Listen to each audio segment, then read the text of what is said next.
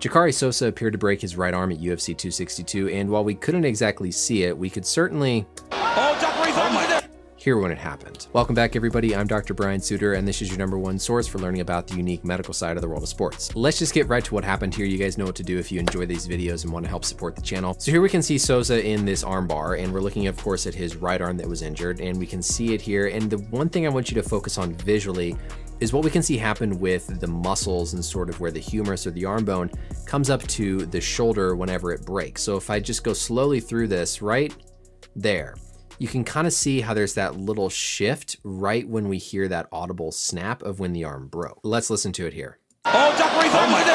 Right there. So you can correlate that little snap with right when we see that movement up there by the shoulder, signifying the moment when the arm broke. If you look on another view here, we can see a little bit better the position that his arm was in, and it was actually bent in a pretty bad way that you could even think about an injury to the elbow or a dislocation to the elbow. This is after the injuries occurred, but as he's coming out of this position, we can see right here how abnormally sort of contorted his elbow and his arm is in this position. So not only is this a lot of stress on the entire arm that led to the break, but this could also be very harmful to the elbow joint itself because of, again, that severe angle that we can see on the elbow.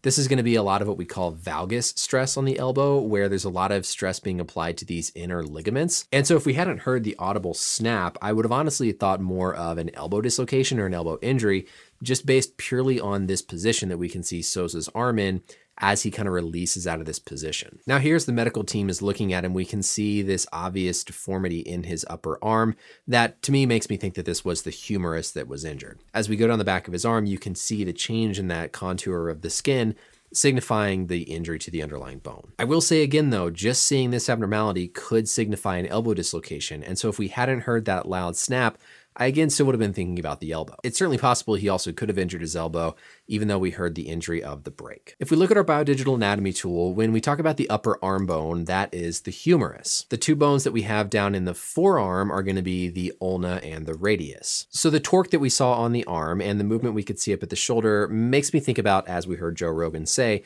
the upper arm or a humerus fracture. Management of a humerus fracture, like most others, depends on the severity of the displacement, the angulation, and then how involved the bone is. All of those go into the surgical decision-making process in terms of what they actually need to do.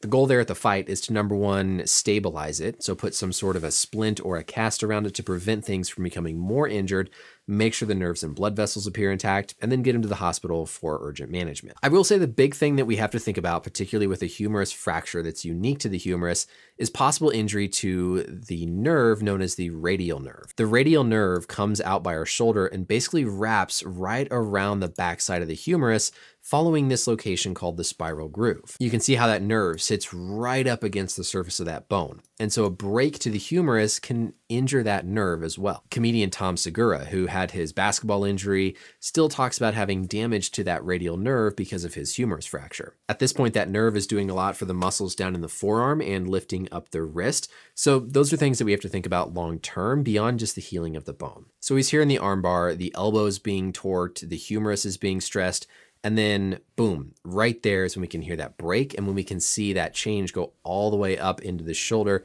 signifying when the injury occurred. If we just listen one more time here. Oh my goodness. That's when the break occurred. The other thing to point out here is all of this kinetic chain is connected. And so we can see Muniz's left leg almost kind of levered down on Souza's left shoulder here at the moment the break occurs. And all of that is putting torsion. All of that is putting bending through that arm, contributing to the necessary force to cause the break.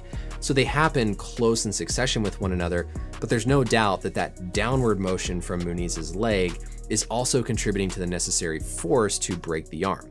We can see how that left thigh is sort of sitting on the humerus, providing a fulcrum point as he's pulling up from down below, ultimately leading to a break. So that's it for the video, everybody. I hope this was educational and you're able to learn something here. Let me know, as always, any questions or comments down below.